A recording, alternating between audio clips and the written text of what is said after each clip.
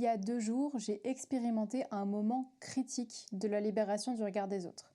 C'est pas la première fois que je l'expérimente, mais c'est la toute première fois de ma vie que je gère les choses comme ça. On se retrouve aujourd'hui pour le jour 26 du challenge 30 jours pour me libérer du regard des autres. J'espère que tu as réussi à mettre au point des rituels que tu vas pouvoir commencer dès aujourd'hui et que tu vas pouvoir maintenir après la fin du challenge. Aujourd'hui, je voulais te parler d'une scène que j'ai vécue il y a 2 jours, après un repas entre amis. On est allé manger dehors tous ensemble et une fois que je suis rentrée de ce repas, j'ai commencé à être dans une spirale de remise en question vis-à-vis de la façon dont je m'étais comportée ce soir-là. Et plus je regardais en arrière, et plus je me disais que j'avais parlé trop fort, que j'avais interrompu des gens, que j'avais fait que parler de moi, que j'avais pris trop d'espace et que je m'en étais pas rendu compte sur l'instant, mais que je me rendais compte après coup. En fait, je suis tombée vraiment dans un énorme cycle de remise en question et plus je creusais cette idée, plus je me rappelais de moments où j'étais intervenue au milieu d'une conversation et où j'avais donné mon avis ou une anecdote en rapport avec ce que j'avais vécu sur cette conversation. Je commençais à me demander mais qu'est-ce qu'ils vont penser de moi? Est-ce qu'ils vont penser que je prends trop de place, que je suis pas humble, que je me la raconte? Et après je me suis demandé mais comment ça se fait que j'ai agi comme ça? Qu'est-ce que j'avais à prouver derrière? Qu'est-ce que j'avais à prouver à qui? Et pour compléter ce tableau absolument paradisiaque, j'ai commencé à culpabiliser de mon comportement. À ce moment-là, ça faisait 24 jours ou 23 jours dans le challenge et je me suis fait la réflexion de ça fait plus de 20 jours que je travaille à me libérer du regard des autres et d'une manière ou d'une autre, j'ai encore ressenti le besoin d'agir comme ça en communauté. Mais qu'est-ce que j'ai fait sur ces 20 derniers jours? Est-ce que ça a vraiment été efficace? Qu'est-ce qui s'est passé? Est-ce que ça fait 20 jours que je me mens à moi-même et en réalité, j'ai pas du tout progressé sur ce point-là? Enfin bref, j'ai vraiment tout extrapolé, tout ce qui a été possible de faire avec l'autoflagellation, la culpabilisation et tout ce qu'il faut pour bien gâcher le reste de ma soirée. Et je pense que c'est le genre de scène avec lequel t'es familier. Je sais que c'est pas la première fois que je remets en question mon comportement ou ce que j'ai dit pendant un moment en société, mais seulement après coup, bien évidemment. Et en fait, à chaque fois, c'est le même schéma. C'est un schéma où tu te poses une question. Tiens, est-ce que par hasard, j'ai pris un peu trop de place ce soir? Est-ce que j'ai laissé suffisamment de place aux autres? Et après, à mesure que tu te poses cette question, tu commences à te souvenir, à dramatiser et à vraiment diaboliser ton comportement et ce que tu as dit pour vérifier la question que tu viens de te poser. Tu vois tous les moments qui vérifient la diabolisation de toi et de ton comportement, mais tu oublies complètement tous les moments qui contredisent ça. Et ensuite, tu passes par le regard des autres, qu'est-ce qu'ils vont penser, comment je vais paraître à leurs yeux maintenant, ce qui fait que tu culpabilises de ne pas avoir assez avancé, et ce qui fait qu'en plus, tu vas te mettre la pression pour la fois d'après quand vous allez vous revoir. Et à chaque fois que ça arrive, donc je dirais que ça arrive à peu près une fois tous les 2 mois ou un truc comme ça, à chaque fois que ça arrive, c'est exactement ce qui se passe, et je sais que la fois d'après, quand je revois mes amis, il y a cette petite voix dans ma tête, comme s'il y avait un regard par-dessus mon épaule qui vérifiait tout ce que je faisais pour s'assurer que je reste bien à ma place. Aujourd'hui, je voulais donc te parler des rechutes et de ce qu'elles déclenchent après. Concrètement, l'anecdote que je viens de te livrer, je considère que c'est une rechute. Et je sais que si ça s'était arrivé il y a 10 jours ou 20 jours ou même avant, je serais partie du principe que tout le travail que j'ai fait jusqu'à présent n'a pas fonctionné. Que cette rechute est la preuve qu'en fait, rien n'a changé, que je me suis juste menti à moi-même et que, en profondeur, rien n'a été modifié malgré tous mes efforts. Et en fait, c'est exactement le même schéma que quand on a tendance à voir nos manquements, mais jamais nos réussites. Ce qui est important à comprendre, c'est qu'une rechute ne décrédibilise pas du tout le travail que tu as fait jusqu'à présent. En revanche, la façon dont tu interprètes ta rechute peut démonter tout le château que tu es en train de construire à l'intérieur de toi. Je m'explique. Pour moi, une rechute, c'est quand, après quelques jours ou quelques semaines de changement, tu reproduis les mêmes schémas, tu reproduis les mêmes comportements et ou les mêmes pensées. En gros, c'est comme si des vieilles habitudes que tu pensais avoir déracinées parce qu'elles ne se sont pas présentées sur les jours précédents reviennent dans le présent et te laissent penser que tout est exactement comme avant. Sauf que c'est pas le cas parce que plusieurs jours et plusieurs semaines se sont écoulés et d'autant plus dans le cadre d'un travail actif comme celui qu'on fait ici, tu n'es pas du tout la même personne qu'il y a quelques jours. Tu n'es pas du tout la même personne que tu étais au jour 18 et encore moins la même personne que tu étais au jour 1. Donc c'est là où il faut particulièrement faire attention à ce qu'on se dit, à ce qu'on interprète des rechutes. C'est comme quand on a parlé des faits objectifs et de l'interprétation que t'en fais, là c'est exactement pareil. Gare aux raccourcis, gare aux généralités. Ce n'est pas parce que tu vois la manifestation de tes anciens comportements ou de tes anciennes pensées qu'il faut en conclure que rien n'a changé. Tu as le droit d'avoir des rechutes et que ce soit pendant le challenge ou après le challenge, tu auras des rechutes. C'est pour ça qu'on parle de les préparer aujourd'hui, parce que c'est inévitable. Il y a forcément un moment où tu auras la sensation de revenir en arrière, de régresser. Et quand ce sera le cas, il y a un truc qu'il faut absolument garder en tête, et d'ailleurs Ryan Holiday le dit très bien, c'est que ce moment n'est pas ta vie. C'est un moment de ta vie. On a tendance à trop l'oublier quand on est en train d'extrapoler et de vivre une situation désagréable, mais c'est juste un échantillon de ta vie. Ce moment ne résume pas ta vie passée et ne résume surtout pas ta vie future. Plus concrètement, ça veut dire que quand tu expérimenteras des rechutes, il faut bien garder à l'esprit que tu ne te résumes pas, tu ne te réduis pas à ces rechutes.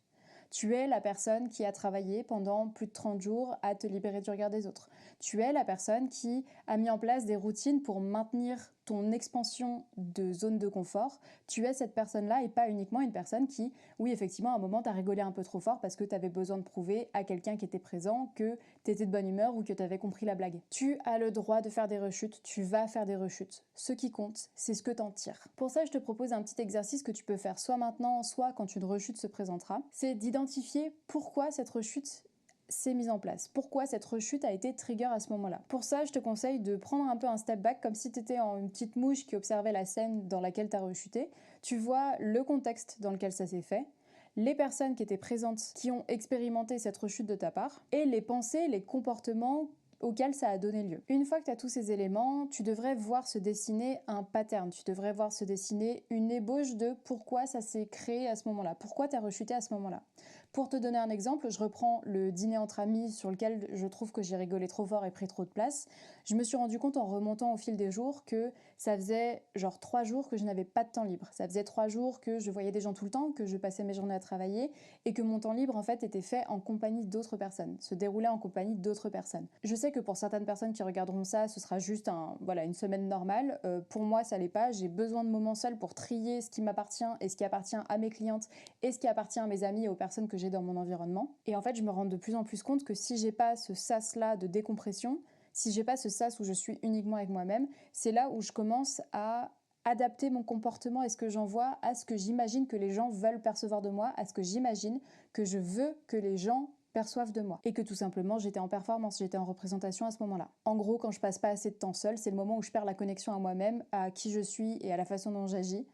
Et c'est le moment où je ris trop fort, je prends trop de place, ou alors au contraire, je m'enferme dans ma tête et je reste dans un coin. Voilà, c'est bien, comme ça t'as les deux extrêmes des comportements, peut-être que tu te reconnaîtras sur le spectre. Ce que je me suis dit sur l'instant, c'est je suis nulle, j'ai pas avancé sur cette question, apparemment je pense à m'être libérée du regard des autres, c'est pas du tout le cas parce que je continue à adapter mon comportement et mes pensées, et voilà, donc là tu vois le cercle de flagellation, de culpabilisation, c'est totalement de ma faute, j'ai fait aucun progrès, donc minimisation des réussites qui ont été débloquées avant. Et là, tu as un cocktail explosif qui t'empêche totalement d'avancer et de continuer d'avancer et surtout de faire preuve de bienveillance envers toi-même. Parce que ça, on en a parlé un peu en sous-marin au fil de ces 26 jours, mais la bienveillance envers toi-même, c'est la nécessité, la base nécessaire pour tout apprentissage, tout cheminement interne. Si tu te fais passer constamment un test, tu vas jamais réussir à avancer parce que ce sera toujours avec l'enjeu, la pression que tu te mets sur toi-même. Donc j'aurais pu rester sur cette idée que je n'ai pas du tout avancé, que j'ai rien déverrouillé, que je me suis menti à moi-même depuis ces 23 derniers jours. Mais c'est pas ce que j'ai fait. Et c'est, je crois, la première fois que je tire autant de bénéfices de ce cercle de comportement adapté au regard des autres, sur conscientisation de mes comportements, culpabilisation, le fait d'aller plus loin dans cette compréhension et cette étude du contexte exact, ça m'a permis de me rendre compte à quel point c'est important que j'ai des moments juste avec moi-même. Et je te parle pas de moments où je regarde une série Netflix ou je lis un livre ou quoi que ce soit, c'est des moments de vide, c'est des moments où juste je me fais face. Ça me permet de faire un tri plutôt que de rajouter de la distraction, sur des émotions qui m'appartiennent pas mais qui sont celles des autres. Enfin bref, on va pas faire un état des lieux de tout ça, mais je savais que c'était important pour moi. Je ne savais pas à quel point ça l'était. Donc en fait, cette étude du contexte de la rechute, ça m'a permis de poser un précédent et d'évaluer, de graver dans la roche un de mes besoins là-dessus, qui est au minimum une fois tous les 3 jours, avoir 1 heure d'espace dans lequel je peux faire ce que je veux et juste être face à moi-même, écrire, écouter de la musique, enfin voilà, je te parle pas forcément de méditer pendant 1 heure, mais juste un espace vide qui m'appartient totalement. Et tu le découvriras au fur et à mesure que tu avanceras dans ton cheminement interne, mais la connaissance de toi, la compréhension de tes besoins, de tes limites et des systèmes de compensation que tu dois mettre en place quand tu rognes sur ces besoins et ces limites, c'est absolument essentiel. D'ailleurs, je me dis que je devrais peut-être en faire une vidéo pour le jour 27.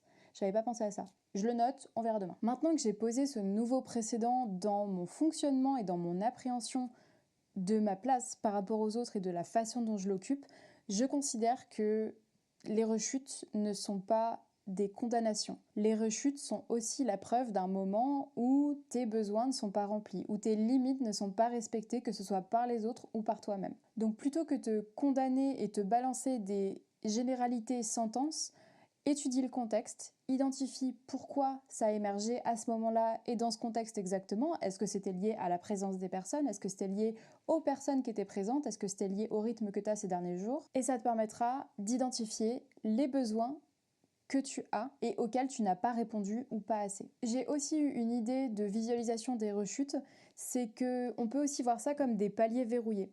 Ça va parler aux gamers d'entre vous. Quand tu joues à un jeu et qu'à un moment tu te fais tuer par un boss ou par un obstacle ou peu importe, il y a un moment tu respawns à un endroit. Et en fait, tu respawns, donc tu renais à un endroit, au dernier endroit que tu as verrouillé. Au niveau des rechutes, je vois un peu ça comme ça aussi. Le dernier endroit où tu respawns parce que tu t'es fait tuer par ton manque de limites ou les rognures trop importantes sur tes besoins, bah c'est ce palier-là que tu as verrouillé. Donc par exemple, je sais que le palier que j'ai verrouillé, c'était pas d'être ultra extravagante, danser sur la table, etc. Mais c'était de prendre un peu trop de place, de rigoler un peu trop fort à mon goût, enfin, de rigoler un peu trop fort par rapport à ce que j'ai vraiment ressenti niveau humour, et de ramener mes anecdotes de partout. Plutôt que de voir ça comme une rechute et une dégringolade jusqu'en bas, tu peux décider de voir ça comme une plateforme d'appui sur laquelle tu peux reprendre appui pour refaire une poussée vers le haut et atteindre le prochain palier verrouillé que tu atteindras. Je sais pas si c'est une image qui te parle, mais je sais que perso ça m'aide beaucoup à dédiaboliser les rechutes. Parce qu'il y a vraiment une connotation hyper négative derrière le mot rechute, alors qu'une rechute, c'est un faisceau d'indices qui t'aide tellement dans la compréhension de toi quand tu sais te les approprier, quand tu sais les approcher. C'est maintenant la fin du jour 26 du challenge. Je sais pas si tu auras expérimenté déjà des rechutes de ton côté, dans tous les cas, tu en as forcément expérimenté dans ta vie. À toi de placer le curseur et l'alerte mentale pour les prochaines fois où ça arrivera, et surtout à toi de surveiller l'interprétation que tu en fais. Oublie pas que ce qui compte, c'est que tu deviennes ton premier allié et non pas ton propre obstacle. Sur ces belles paroles, je te dis à demain pour le jour 27 du challenge 30 jours pour me libérer du regard des autres.